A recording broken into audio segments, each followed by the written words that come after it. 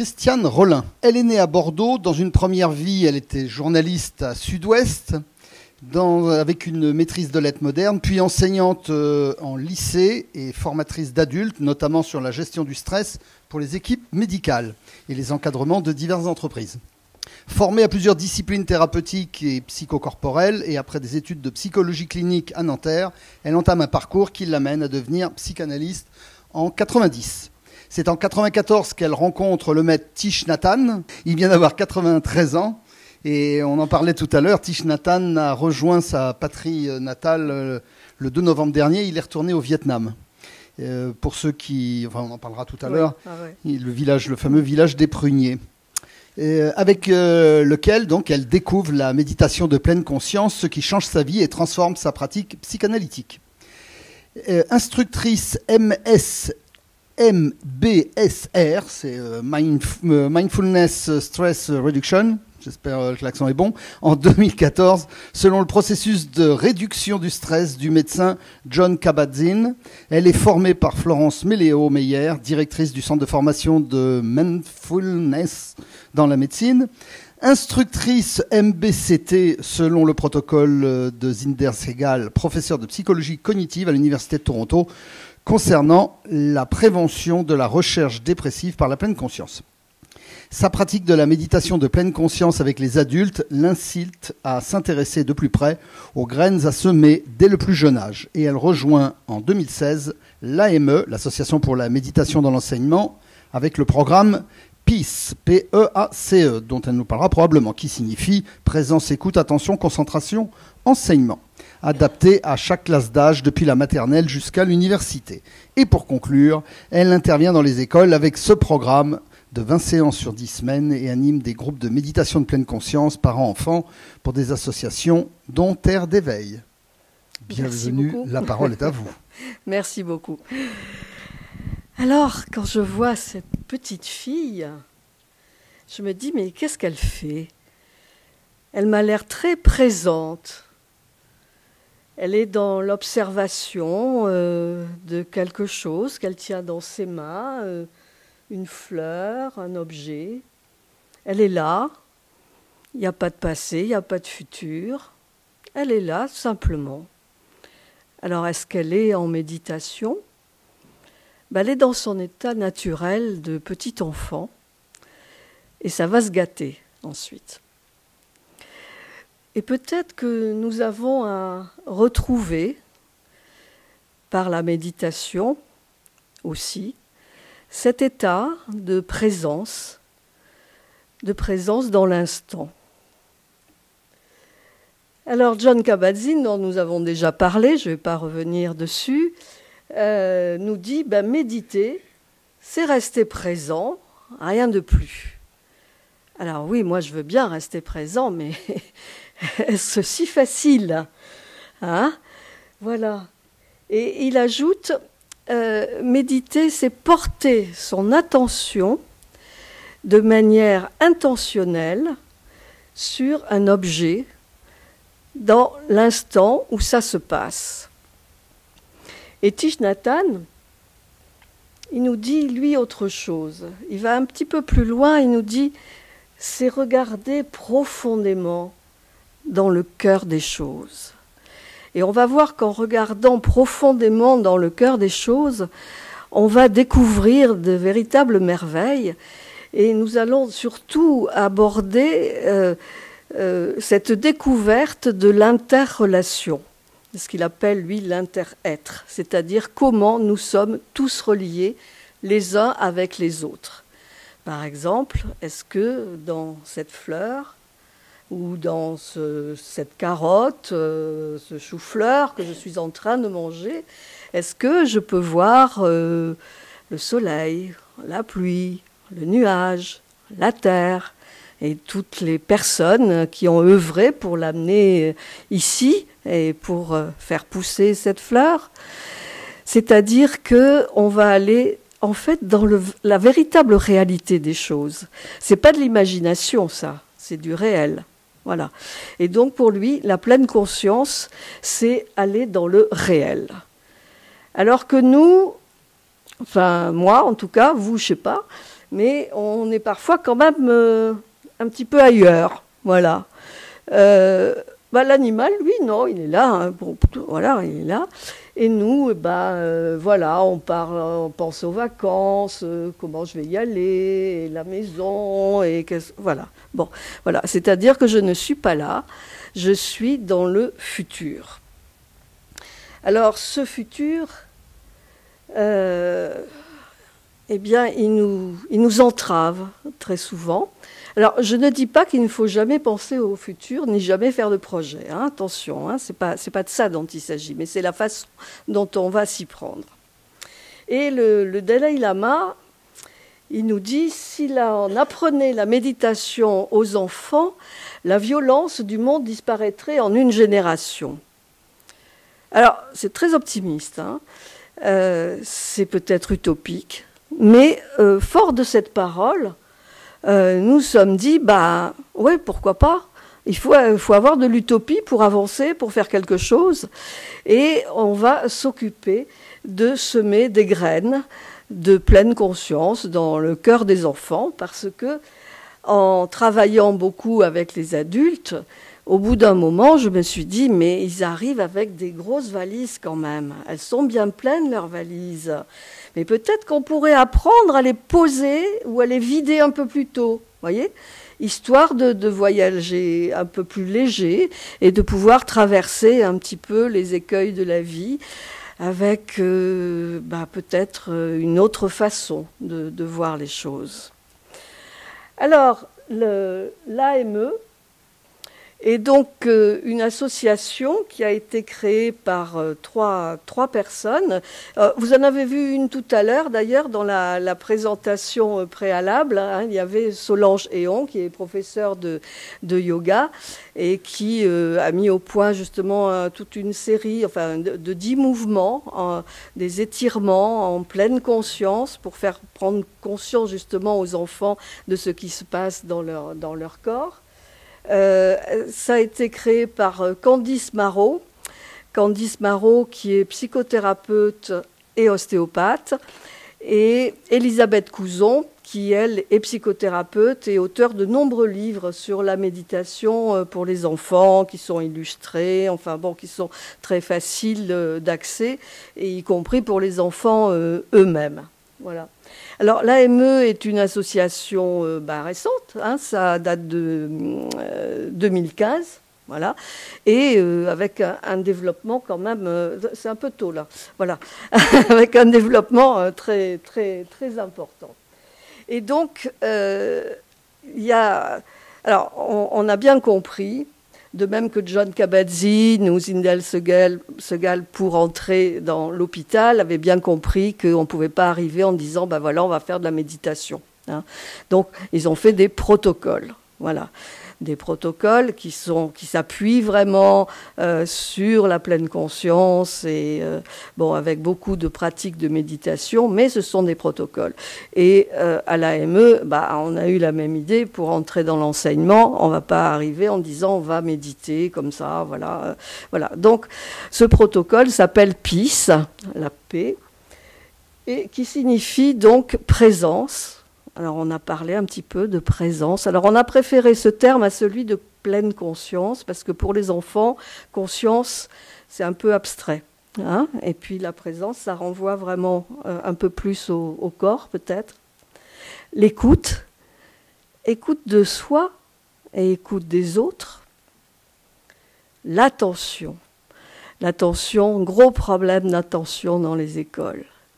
L'attention portée à ce qui se passe, au moment où ça se passe, et dans son environnement. Attention ouverte, attention fermée, et la concentration vraiment sur un objet. Voilà. Donc, PEACE, présence, écoute, attention, concentration dans l'enseignement. Alors, comment ça se passe concrètement ? Voilà. Alors, nous avons 10 semaines qui se passent. Alors, nous intervenons dans des séances très courtes. Pourquoi ? Parce qu'on est obligé. Voilà, déjà dans un premier temps. Mais on peut faire des ateliers en dehors de l'école. Mais là, ce sont des séances d'un quart d'heure, 20 minutes, qui se passent dans la classe avec l'enseignant. Alors, si l'enseignant est formé, ça c'est merveilleux, mais s'il ne l'est pas, c'est pas grave. Voilà. Et on va lui demander, par contre, de participer et de faire la même chose que ce que font les enfants. Alors, là, il y a 3 phases. De la semaine 1 à la semaine 3-4, on va insister sur la conscience du souffle. Qu'est-ce que c'est que la respiration? Comment ça se passe? La première séance, on va laisser les choses se faire naturellement. Et à partir de la deuxième, alors ça dépend évidemment de la classe d'âge, puisque ce que je n'ai pas dit, c'est que ce programme, la trame est toujours la même et c'est adapté aux différentes classes d'âge. On ne va pas intervenir de la même façon en 3e ou en CP. Voilà. Alors là, nous allons dire que nous sommes en CE. Voilà. Et nous allons respirer ensemble. Je ne sais pas si vous me voyez. Voilà. J'inspire. J'expire. Et quand j'inspire, qu'est-ce que j'observe au niveau de mes côtes? Elles s'écartent comme un accordéon et elles se rapprochent. Et puis, je vais observer ce qui se passe au niveau de mon ventre. J'inspire.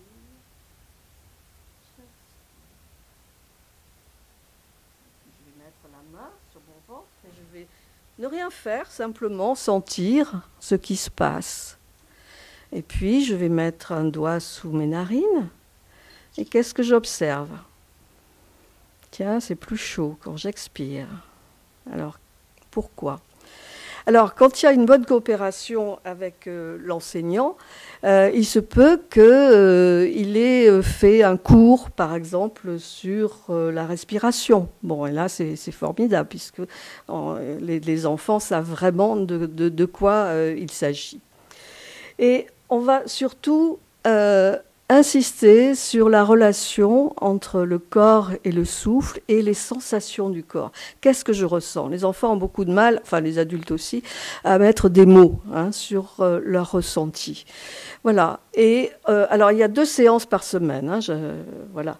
Et puis on va exercer les capacités de concentration avec des exercices de brain gym, la gym du cerveau, qui consiste à relier un petit peu les 2 hémisphères du cerveau. En faisant des choses comme ça, enfin bon, des petits exercices, voilà. Alors à partir de la 5e semaine, on va rentrer dans quelque chose de plus profond, mais cette base était absolument nécessaire pour pouvoir entrer dans le domaine des émotions. Voilà. Donc prendre conscience de ces émotions, les nommer, faire face au stress. Les enfants sont très stressés, beaucoup trop. Là, j'ai découvert ça dans les écoles, mais il y a quelque chose vraiment là à revoir sur cette question. Et puis, pour pouvoir accueillir les émotions, il faut développer la conscience en soi, l'estime de soi, et on va repérer quelles sont nos qualités, quelles sont les qualités que l'on reconnaît à l'autre aussi, pour aller vers la bienveillance, l'empathie, l'altruisme, et la gratitude. Et la 10e semaine, c'est la transmission. Les enfants font eux-mêmes une séance. Ils deviennent des ambassadeurs de méditation. Ils vont aller montrer ça aux parents ou à une autre classe, voilà, et dans l'école. Alors, bien évidemment, auparavant, nous avertissons les parents que nous allons faire ce programme. Ils donnent leur accord ou pas. Jusqu'à présent, on n'a jamais eu d'opposition. Et ils remplissent un questionnaire voilà, pour nous dire un petit peu comment ils voient la relation à leur enfant, comment ça se passe avec les écrans, le sommeil, etc. Alors parfois, dans des classes, il y a des enfants dysphasiques, dyspraxiques, dyslexiques, etc. Donc on est très attentif aussi à ça. Mais il y a des programmes spécifiques qui sont en cours. On a même eu des enfants qui avaient des difficultés respiratoires. Donc là, on peut aussi utiliser certains procédés de représentation mentale, voilà, sans faire même les exercices. Et puis, nous avons des exercices donc de pleine conscience. Et je vous invite à vous lever. Nous allons en faire un. Je vais vous en proposer un. Nous allons dire bonjour au ciel et à la terre.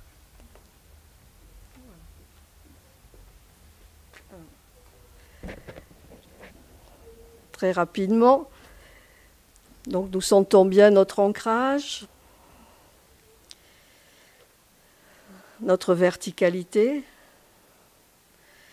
Et dans un premier temps, nous allons simplement laisser les bras se lever en inspirant. J'inspire et j'imagine que je vais crever le plafond et aller dire bonjour au ciel. Et alors les petits disent bonjour le ciel. Voilà. Et j'abaisse les épaules doucement, doucement. Et j'expire. Et je vais dire bonjour à la terre. Et je me sens bien ancrée, bien solide sur cette terre qui me porte, cette terre un petit peu fragile, et je vais la prendre dans mes mains, et je vais mettre une main au-dessus de l'autre. Et ce qui est en haut, je vais l'amener en bas, et ce qui est en bas, je vais l'amener en haut. J'expire, je sens bien mon ancrage, les genoux un petit peu libérés. Et je vais monter la main du dessus vers le ciel, tandis que celle du bas va aller vers la terre. Et je m'étire, je m'étire, je m'étire, je m'étire, et j'observe ce qui se passe au niveau de mon souffle, les sensations. Et je reviens. Alors là, on le fait qu'une fois. Généralement, on fait 3 fois chaque mouvement. Voilà. Et je vais encore mélanger. Et peut-être que je sens quelque chose dans le creux de ma main, une petite chaleur, une énergie. Et je vais les mettre en face. Et j'écarte, j'inspire, j'expire, j'inspire, j'expire. Et je vais me faire un petit automassage. Voilà. Et je peux bâiller. Je peux bâiller, voilà. Voilà. Et ce petit massage peut être un petit automassage, voilà, de tout le corps. Voilà. Bon, très rapidement, parce qu'on passe un peu plus de temps. Merci. Et je m'assois tranquillement sur l'expire. Voilà donc notre programme. Alors, nous avons fait des expérimentations. Suivant. Enfin, en tout cas, en 2018, nous avons fait une expérimentation dans une vingtaine de classes. Il y a eu plus de 460 élèves qui ont suivi le programme PEACE avec des classes qui ne l'ont pas suivi, et on a comparé les résultats entre les classes qui ont suivi le programme et ceux qui ne l'ont pas suivi. Alors là, simplement, j'attire l'attention sur les compétences et attitudes à développer dans l'éducation nationale, ce qu'on nous demande de faire. Et en fait, le programme PEACE correspond bien à cela, c'est-à-dire les attitudes pour le bien-être, les émotions, la confiance en soi, des attitudes pour apprendre, le développement de l'attention, de la concentration, de la mémorisation, et puis le vivre ensemble, ce qu'on appelle les compétences prosociales qui sont extrêmement importantes, l'empathie, le respect, la non-violence, l'écoute. Voilà. Et donc, dans le résultat des études, ce que l'on constate, c'est que les besoins psychologiques fondamentaux, c'est-à-dire le besoin d'autonomie, de l'appartenance sociale, qui sont les déterminants vraiment du bien-être et de la motivation, sont exponentielles et le sentiment de proximité sociale et le climat de la classe aussi évolue très positivement. Alors, il y a 82% des enfants qui disent être plus calmes, 73% que cela les a aidés à être plus bienveillants, 70% à être plus concentrés, 55% à exprimer mieux leurs émotions et 65% continuent à pratiquer. Alors effectivement, il y a beaucoup d'enfants qui apprennent ce qu'ils apprennent en classe à leurs parents. Voilà, il y a déjà des parents qui méditent, mais il y en a qui méditent pas, hein. Et donc ça crée quelque chose. Voilà, il y a quelque chose qui se passe. Il y a des parents qui nous disent tiens, où est-ce que oui. Voilà, donc 15 000 jeunes et enfants, hein, en début 2019, donc là il y en a un peu plus, ont reçu ce programme. Et voilà, ils sont joyeux, hein, effectivement, parce que alors quand on travaille dans les classes, ça génère vraiment un climat, hein, vraiment très, très positif. Et donc, Candice Marot, notre présidente de l'AME, a fait une présentation aux députés l'an dernier. Ça a donné une formation, entre guillemets, AMBSR pour les députés. Enfin, il y en avait une douzaine ou une quinzaine. Et mardi, elle était au Sénat. Donc là, je ne sais pas encore ce qui s'est passé, mais l'idée est de faire en sorte que l'éducation nationale s'ouvre un peu plus à cette démarche. Et je rebondis sur ce qu'a dit Ida tout à l'heure, qui me paraît extrêmement important aussi, mais on pourra en débattre. C'est par rapport au fait que la méditation ne devienne pas un produit.